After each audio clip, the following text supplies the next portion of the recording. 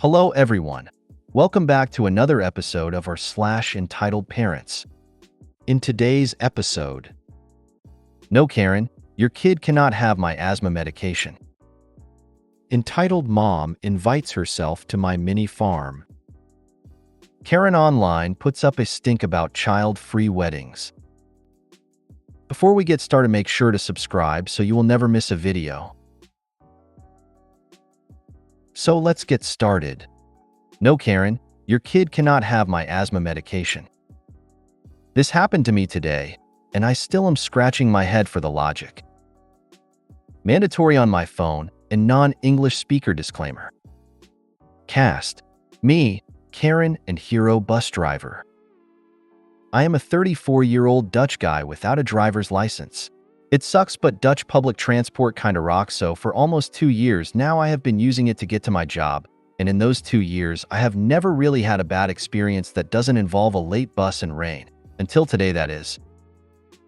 Because of the pandemic, bus schedules have been adjusted to once or twice per hour. It is far from ideal, but I understand why. Kids are not going to school, so the bus company would lose money letting empty buses drive. But when it came to the schedule, I drew the short straw, because if I want to go by bus from home to my work, I would be traveling 90 minutes instead of 40, and I would arrive at work 30 minutes earlier than normal. To me, this is not an option. So I decided to cycle to work halfway. That way I cut 30 minutes out of the trip and I get to work at my normal time. The one problem today is that I am asthmatic and it was quite windy out this morning.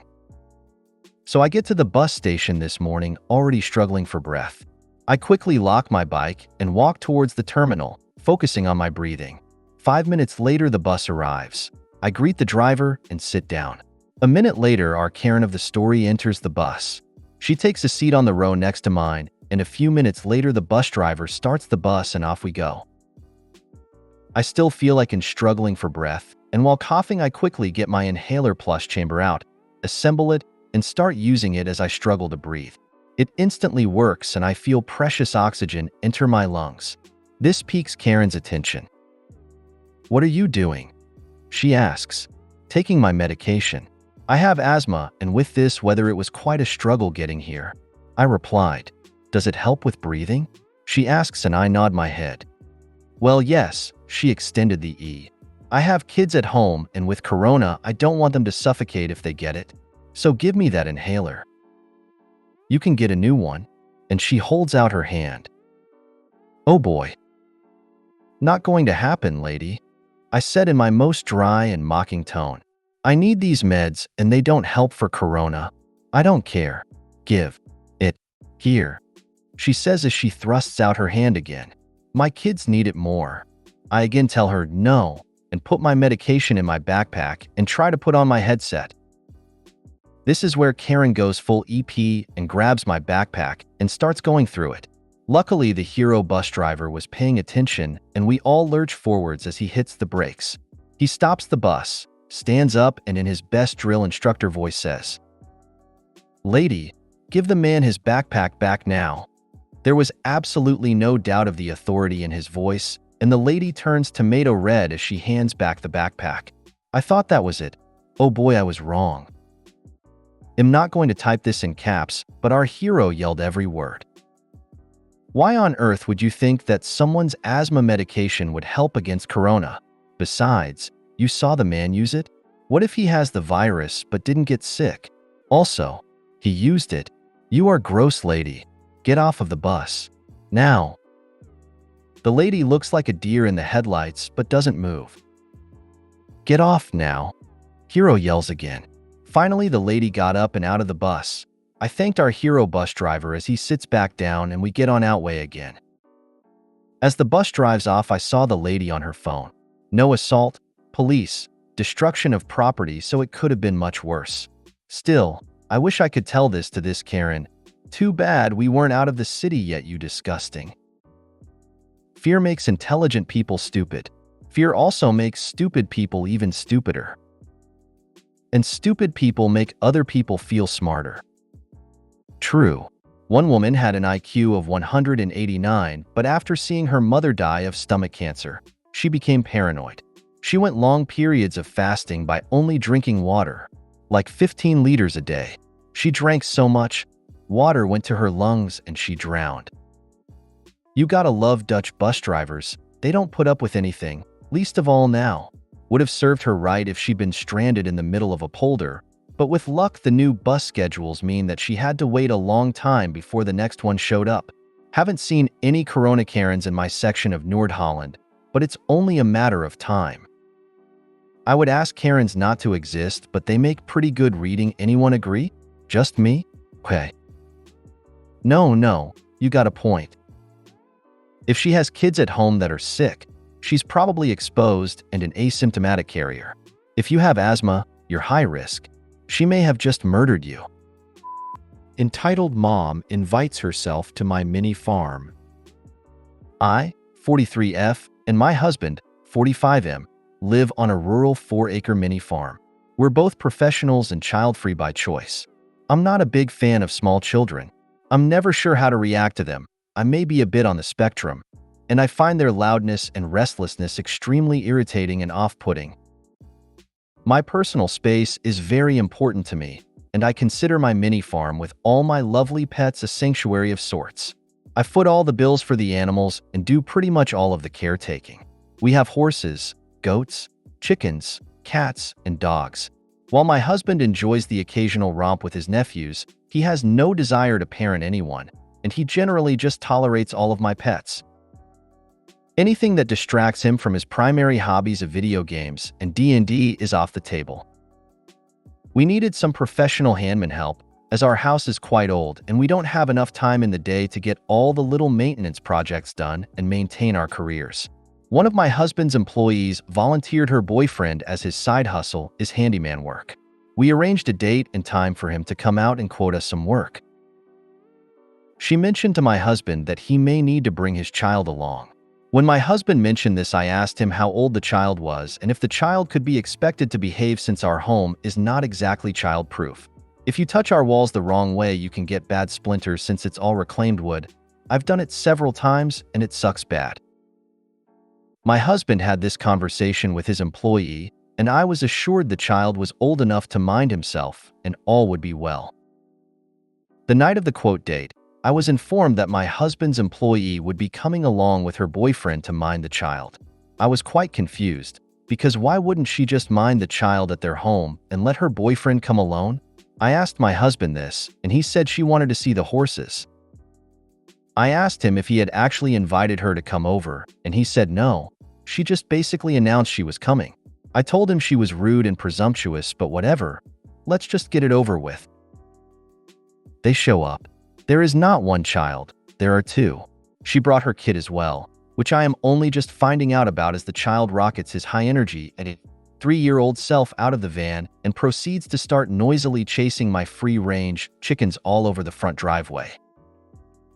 And her boyfriend brings his teenage brother as well as his 5-year-old, who proceeds to crawl all over my barn and rob me of all my free-range chicken eggs as the 3-year-old propels himself around the barnyard, screaming his head off, stripping off shoes and socks, bouncing off hay bales, and trying to chase all my goats down.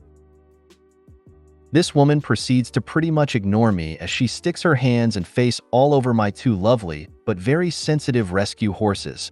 One is an ex-racehorse and the other was from an abusive home she was forcibly removed from, and talking at me the whole time about how awesome her friend's therapy horses are, and pausing only to scream at her out-of-control child that she is alternately ignoring and somewhat attempting to discipline as he climbs my fencing and gets my friendly goats riled up to the point where they want to play headbutt with him, which would be super bad for him.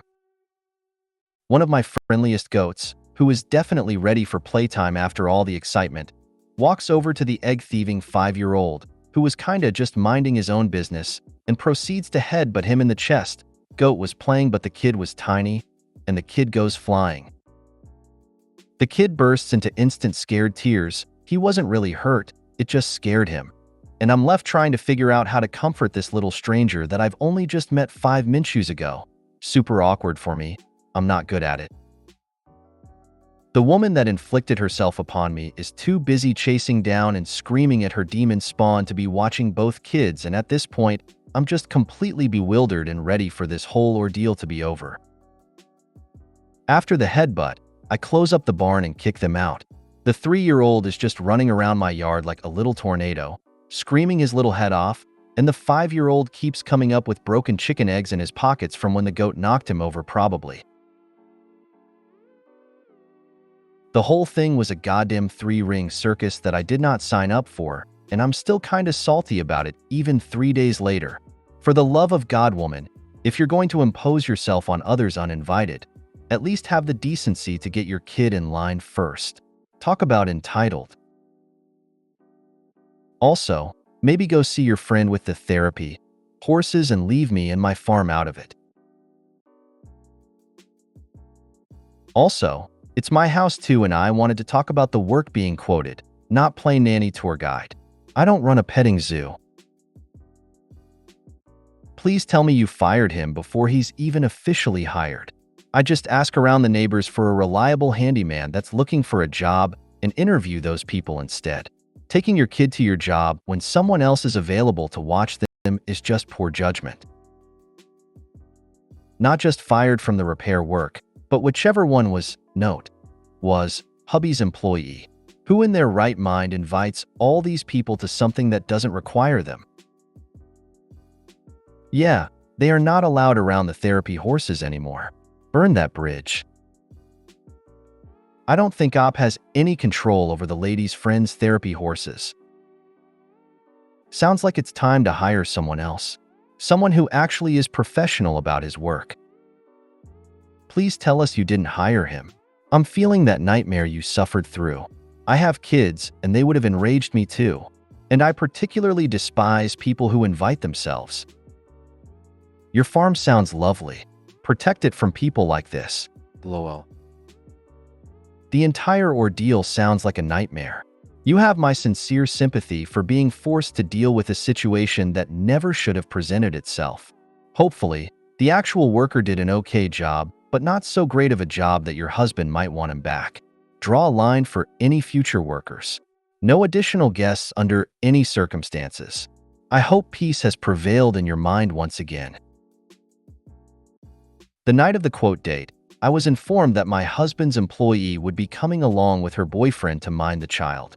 I was quite confused, because why wouldn't she just mind the child at their home and let her boyfriend come alone? I asked my husband this, and he said she wanted to see the horses. I asked him if he had actually invited her to come over, and he said no, she just basically announced she was coming. This alone is enough to make me cancel the whole thing. The fact that it got so much worse only confirms it.